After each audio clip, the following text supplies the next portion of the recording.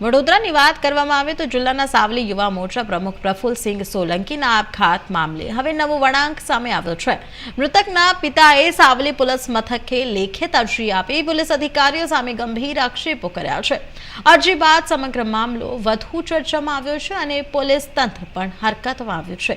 સાવલી યુવા મોરચા પ્રમુખ પ્રફુલ્લસિંહ સોલંકીના આપઘાત કેસમાં મૃતકના પિતાએ સાવલી પોલીસ મથકે અરજી આપી છે। અરજીમાં પોલીસ ઇન્સ્પેક્ટર કેસી પટેલ, જમાદાર કિરણસિંહ અને કલ્પેશભાઈ સામે આક્ષેપો કરવામાં આવ્યા છે અને તેમની સામે કાયદેસરની કાર્યવાહી કરવાની માંગ કરવામાં આવી છે।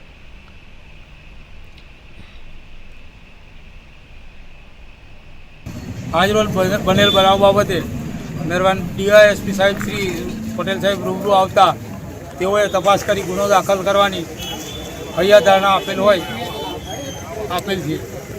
હવે જોવાનું રહ્યું કે પોલીસ શું તપાસ કરે છે। આ મૃતદેહને સ્વીકાર્યો આપણે? નહીં, હજી મૃતદેહ સ્વીકારેલ નથી। અત્યારે રાત્રિના સમયે કોલ્ડ રૂમમાં મૂકવાની વ્યવસ્થા કરવી પડશે। આપનું નામ?